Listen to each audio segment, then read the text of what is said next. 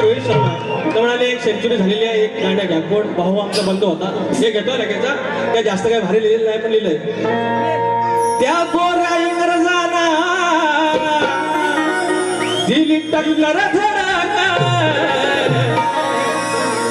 ते इंग्रज ना 3 वर्षाचं लगान होतं.